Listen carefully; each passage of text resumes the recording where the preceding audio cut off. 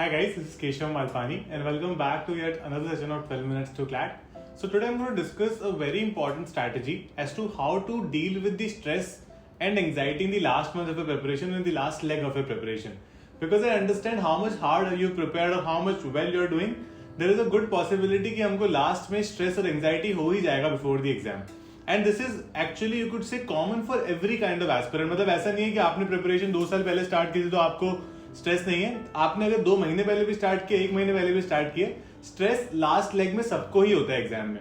Now I will highlight certain reasons as to what could actually be the reasons for your stress, और उन reasons को highlight कर मैं करूंगा तो try and understand as to क्या आप भी ऐसा फील कर रहे हो, और do you also think on these lines that lead to this kind of anxiety which does not let you prepare properly for the exam. Because see, what happens is when you're preparing for a particular exam, थोड़ा stress तो होता ही है, और मुझे लगता है कि थोड़ा stress होना भी चाहिए because you know that kind of pushes us to prepare well for the exam. यहाँ पर प्रॉब्लम क्या है कि हम कई बार स्ट्रेस और एंजाइटी इतना ज्यादा अपने ऊपर ले लेते हैं that we are not able to prepare, or you could say do those things जो हम genuinely रोज आराम से कर लिया करते थे. फॉर एग्जाम्पल, अगर आपको लगता है कि आपको इतनी प्रिपरेशन करनी है या फिर इतनी प्रैक्टिस करनी है, वो आप डेली बेसिस पर कर पा रहे थे अब से पहले, बट अभी कुछ दिनों से ऐसा लग रहा है कि नहीं, कुछ भी करने का मन नहीं कर रहा है. So much has piled up, so much to cover in such little time and we are going nowhere. And it is a genuine feeling. I am telling you, ये सिर्फ आप अलग नहीं हो या फिर अकेले नहीं हो जिसको ऐसी फीलिंग है. Most of the aspirants of preparing for exam are under this kind of stress and anxiety. See, the basic problem here is that we obviously are thinking too much about the result at this point in time. Because CLAT जैसे जैसे close आता जाएगा, हमको ये लगता जाएगा कि यार what if we are not able to do well? What if we even if we studied well, क्या उस दिन वो क्वेश्चन नहीं आए तो? अगर कोई मॉक टेस्ट खराब हो गया तो we'll feel कि अगर कि CLAT में भी इस टाइप का पेपर आ गया और हमारे इतने ही मार्क्स आए तो. So there are so many questions that actually arises in front of us. What you need to do at this point in time is you need to take one day at a time. For example say you have 20 days remaining for your preparation. 20 दिन में अगर आप सोचोगे ना कि मेरे को अगले 20 दिन में क्या करना है, how to plan my 20 days, you will not be able to do it because you will again feel कि बहुत ही कुछ करने का इतना कम टाइम है. Try to plan your first day properly. जो आज का दिन है उसको प्रॉपरली प्लान करो, उसके बाद में आप बाकी सारे दिन प्लान कर सकते हो. तो अगर आपने वो जो पर्टिकुलर डे है उसको ठीक से प्लान कर रखा है, you will be generally be able to do well in that particular day. Because देखो, एक दिन में आप लिमिटेड चीजें कर सकते हो, लेकिन उन चीजों को प्रायोरिटी तो हम दे सकते हैं जो चीजें हमें लग रहा है कि शायद वीक है या फिर हमको रेगुलर बेसिस पर करनी है. Could be your GK revision, could be your mock test and so on. Another very important thing is कि अब जो मॉक टेस्ट लास्ट के आप टाइम पर दोगे, कई लोग 2 दे रहे हैं, कई लोग 3 दे रहे हैं, कई लोग और भी ज्यादा दे रहे हैं. So that is up to you could, I would say, your convenience कि आप कितने भी दोगे, but I would suggest you can do 3 at the last month of your preparation. अगर आप 3 मॉक टेस्ट कर रहे हो एंड देन यू फील कि नहीं, you are not improving as much, या फिर आपका एक स्कोर स्टक हो गया 70, 80, 90 जितना भी आपका स्कोर आ रहा है उसमें, what you have to do is try to improve 2 marks every mock test. या आपको लग रहा है कि आपके अटेम्प्ट्स कम है, try to do 2 to 3 more questions every mock test. कई बार हम लोग क्या सोचते हैं कि I am scoring 70, my friend is scoring 90, तो I in the next mock test I need to reach that 90 वाला लेवल. अब that is not possible, right? That is practically not possible for you to reach there. Take baby steps, try to improve 2 marks each exam and try to outscore your own score in the last test rather than comparing yourself with anybody. Because anyway, जो आपको NLUs में seats मिलेंगी ना, तो अगर आपके friend को seat मिलेगी तो साथ में आपको मिल सकती है. ऐसा नहीं होगा कि उसको मिल जाएगी और आपको नहीं मिलेगी. There are enough number of seats that you can actually claim in there.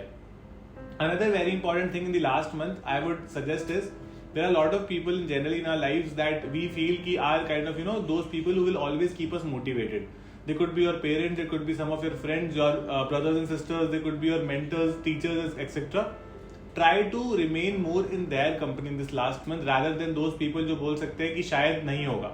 भाई 80,000 लोग एग्जाम दे रहे हैं, 500 ही बच्चे टॉप 5 NLU जाते हैं, कैसे ही होगा तेरा? ये अगर ऐसी बात कोई लास्ट मंथ में कर रहा है ना, या फिर आपके दिमाग में भी ऐसी डाल रहा है, just try to stay away from them from at least this last 1 month, ताकि हम लोग उस प्रिपरेशन को ठीक से आगे बढ़ा सकें. डू नॉट थिंक एनीथिंग कि आप लोग को मतलब अगले महीने में क्या होगा, नहीं होगा तो क्या होगा, पेरेंट्स क्या बोलेंगे, बाकी रिलेटिव्स पेरेंट्स को क्या बोलेंगे, how will we face everybody. Nothing is going to happen. ठीक है, it is just that first exam of your life. ठीक है, पहला नेशनल लेवल एग्जाम देने जा रहे हो अपनी लाइफ का. Enjoy the process, just trust your self. ठीक है, एक सेल्फ बिलीफ होना चाहिए. अभी लास्ट मंथ में एक ना अंदर से एक फीलिंग आनी चाहिए कि मुझसे नहीं होगा तो किससे होगा. You will be able to do it. Yes, I understand there are certain problems. Remember the time when you had started your preparation. आज से 4 महीने, 6 महीने, 8 महीने, 1 साल पहले जब भी आपने अपनी प्रिपरेशन स्टार्ट करी थी, were you at this level जिस पॉइंट पर आप अभी खड़े हो? The answer would be a clear no, है ना. You have improved so much from the place where you had started. And how did you improve? You identified certain problems, you found solution to those problems. That is what you have to do in the last month again. Identify the problems that you have, identify the things that you have probably neglected so far, जहाँ procrastinate कई बार कर देते हैं खुद से. Identify them now. This is the right time. And try to overcome them till the date of the exam. And that is all you have to do by that time.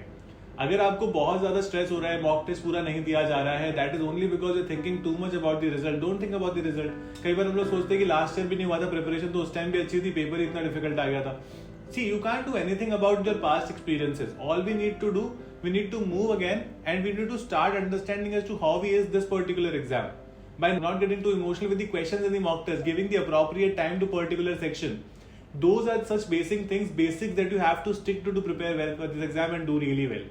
And that is what is going to help you to ultimately clear this exam. So the idea here is to give in your 100%, give in 100% of your potential, क्योंकि आप उतना ही कर सकते हो. There are certain things that are there in your control, which is your preparation. Other things are clearly not in your control. जो आपके जितना control में है ना, उसको 100% प्रॉपरली करते रहो. एंड रेस्ट बाकी अपने आप होता चला जाएगा. ठीक है, तो make a daily plan. When you wake up in the morning, give yourself 20 to 25 minutes. सीधे लेके लैपटॉप लेके बुक्स लेके मत बैठा करो, बिकॉज हमारे वो माइंड को ब्लॉक करता है. अपने आप को खुद 15-20 मिनट 25 मिनट दो, थोड़ा वॉक कर सकते हो, पानी पी सकते हो, आराम से कुछ भी कर सकते हो. सोचो आज पूरे दिन को क्या प्लान करना है, कैसे करना है. बहुत ज्यादा आपको मैं कह सकता हूँ कामनेस मिलेगी अगर आप थोड़ा सा टाइम पर सुबह उठकर इस चीजों को सोच सकते हो तो.